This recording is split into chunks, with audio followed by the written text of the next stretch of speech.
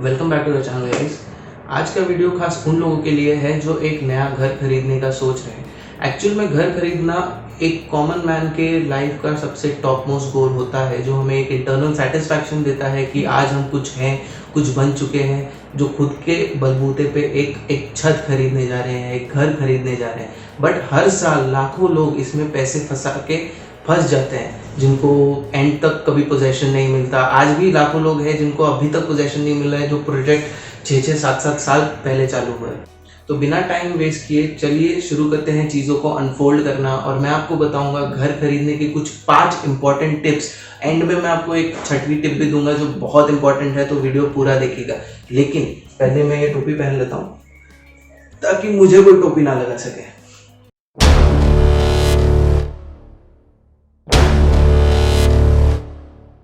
जब भी घर खरीदो अपना बजट और अपनी रिक्वायरमेंट क्लियर रखो, स्टार्टिंग से ही रियलिस्टिक रखो, किसी के बहकावे में मत जाओ, अपनी अकल खुद लगाओ। फॉर एग्जाम्पल, अगर आप मलाड में एक 2 BHK प्रॉपर्टी ढूंढ रहे हैं जिसका एरिया अराउंड 690 होगा, पर आपका बजट सिर्फ 40 लाख है, तो ऐसे सपने मत देखो। माना कि इंडिया में अनसोल्ड इन्वेंट्री बहुत ज़्यादा है, बट इसका मतलब ये नहीं कि डेवलपर अपना प्रोजेक्ट का प्रॉपर्टी लॉस में बेचेगा। फॉर एग्जाम्पल, पानी यहाँ सस्ता है लेकिन दुबई में महंगा है। सिमिलरली दुबई में पेट्रोल सस्ता है लेकिन यहाँ महंगा है। तो जो चीज़ जहाँ सस्ती होती है या अबंडेंस में होती है, वहाँ पे प्राइस करेक्शन का पॉसिबिलिटी होता है। बट इसका मतलब ये नहीं कि प्राइस करेक्शन 15-20 का रहेगा। 19-20 डिफरेंस चलता है, 15-20 डिफरेंस नहीं चलेगा। तो ये बात आपके दिमाग में डाल लीजिए।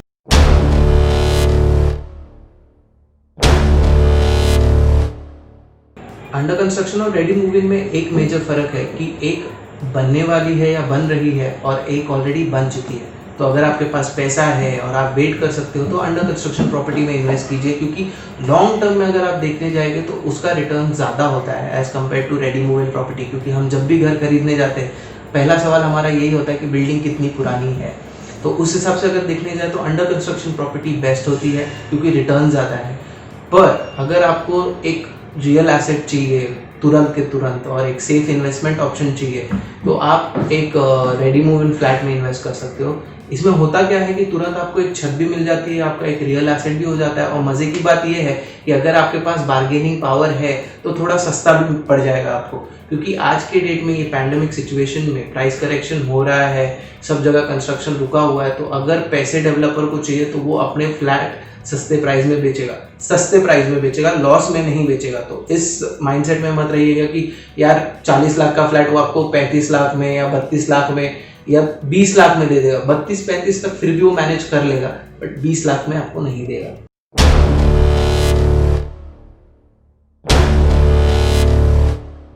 प्रोजेक्ट हमेशा 2 तरह के होते हैं, एक स्टैंड अलोन बिल्डिंग होता है, एक टाउनशिप होता है। दोनों के अपने अपने फायदे हैं। एक्चुअल में देखा जाए तो मुंबई में ज़्यादातर सारी स्टैंड अलोन बिल्डिंग्स ही हैं, टाउनशिप थोड़े कम है क्योंकि स्पेस क्रंच है मुंबई में। अब दोनों में फ़र्क ये है कि स्टैंड अलोन बिल्डिंग एक अकेली बिल्डिंग रहती है जिसकी कुछ एमिनिटीज़ रहेगी, जैसे पार्किंग स्पेस होगा, कहीं के तो वो भी नहीं है, पार्किंग स्पेस मिल जाएगा या और 2-3 एमिनिटीज़ है वो देते थे। लेकिन टाउनशिप जो होता है उसमें मल्टीपल बिल्डिंग्स रहती हैं, 10, 15, 20 एक अलग तरह की एमिनिटीज़ दी जाती है। पार्किंग स्पेस होता है, क्लब हाउस होता है, जॉगिंग ट्रैक रहता है, प्ले एरिया रहता है, दुनिया भर की चीज़ें होती हैं। From investment stand point I think townships में इन्वेस्ट करना बेटर है, क्योंकि उसकी एमिनिटीज़ ज़्यादा है, उसमें जो स्कोप है, बेनिफिट का जो स्कोप है वो बहुत ज़्यादा है as compared to stand alone building. But अगर आप शहर में लेना चाहते हैं, मुंबई सिटी में प्रॉपरली मुंबई सिटी में अगर आप लेने चाहते हो, तो I think stand alone building में आप इन्वेस्ट कर सकते हो।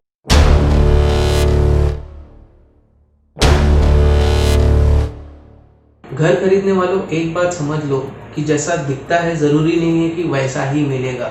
सैम्पल फ्लैट एक मार्केटिंग का जरिया होता है। तो कई बार ऐसा होता है कि सैम्पल फ्लैट को एक्चुअल प्रॉपर्टी से थोड़ा छोटा बनाया जाता है, ताकि जब आप एक्चुअल प्रॉपर्टी में एंटर करो तो आपको लगे कि नहीं आप बड़े घर में आ गए। सैम्पल फ्लैट होम बायर को फ्लैट के dimension, space utilization, equipment positioning, ये सारी चीज़ें और एक डिज़ायर्ड इंटीरियर कैसा होना चाहिए घर का, वो चीज़ें बताने के लिए बनाया जाता है। ज़रूरी नहीं है कि जो कुछ भी सैम्पल फ्लैट में लगाया गया है वो चीज़ आपको आपके एक्चुअल घर में मिलेगा। कई बार क्या होता है कि किचन में जो मॉड्यूलर किचन रहता है, जो किचन के कवर्ड्स रहते हैं, ये आते हैं लेकिन इसके एक एडेड कॉस्ट होती है। तो ये एक बार घर खरीदने से पहले जब भी आप देखने जाएंगे फ्लैट में, तो वो आप देख लीजिए कि इसकी कोई एडेड कॉस्ट तो नहीं है। एक मज़े की बात बताऊं, कोई भी बिल्डर जब आपको घर खरीदते समय कोई ऑफर देता है कि आप ये ले लीजिए, इसके साथ आपको एसी फ्री मिल जाएगा, टीवी फ्री मिल जाएगा, गाड़ी फ्री दे दूंगा, तो आप इस बहकावे में ना आए कि वो एसी, टीवी या जो भी है वो आपको फ्री में दे रहा है। उसके पैसे आप ही के घर के जो एक्चुअल पैसे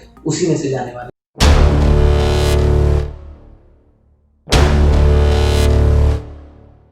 पॉइंट नंबर 5, फ्लैट्स का इलेक्शन।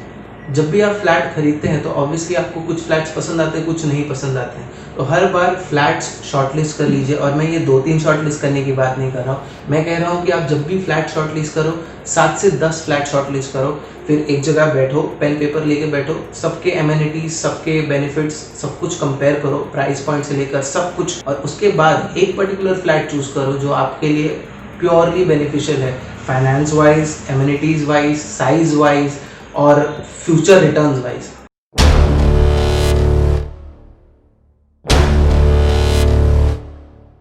पॉइंट नंबर 6, आखिरी पॉइंट, बोनस पॉइंट, जैसा कि मैंने स्टार्टिंग में आपको बताया था कि इसके एंड में मैं आपको एक 6वां पॉइंट दूंगा।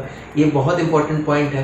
कहीं भी इन्वेस्ट करने से पहले रिसर्च ज़रूर कर लें, सारी लिखा पढ़ी कर लें।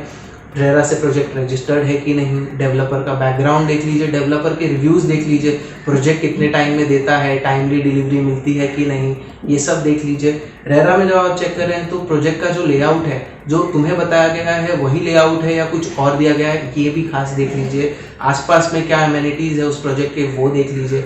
सारी लिखा पढ़ने के बाद ही कहीं इन्वेस्ट कीजिए, क्योंकि घर लाइफ में हम सिर्फ एक बार लेते हैं, 1 या 2 ही बार लेते हैं, और लाइफ का सबसे बड़ा इन्वेस्टमेंट होता है जिसको एक लॉन्ग टर्म कमिटमेंट लगती है। ज़िंदगी निकल जाती है ईएमआई भरने में, तो जब ईएमआई भरने ही है तो सारी रिसर्च करने के बाद ही फ्लैट खरीदने जाएगी। क्योंकि आज के टाइम पे, आज के पैंडमिक वाले सिचुएशन में हमको खुद ही नहीं मालूम है कि कितना लिक्विडिटी है मार्केट में, कितने पैसे है, कितना प्रोजेक्ट कंप्लीट है, या डेवलपर के पास उतने पैसे भी है कि वो प्रोजेक्ट कंप्लीट कर पाएगा कि नहीं, ये जानना बहुत ज़रूरी है। तो रिसर्च पहले करें, इन्वेस्ट बाद में करें। और जैसा कि मैंने आपको लास्ट वीडियो में कहा था, सेव मोर, स्पेंड लेस, इन्वेस्ट स्मार्टली। तो कहीं भी इन्वेस्ट करने से पहले स्मार्टली इन्वेस्ट कीजिए, रिसर्च कीजिए, आपका बहुत फ़ायदा होगा।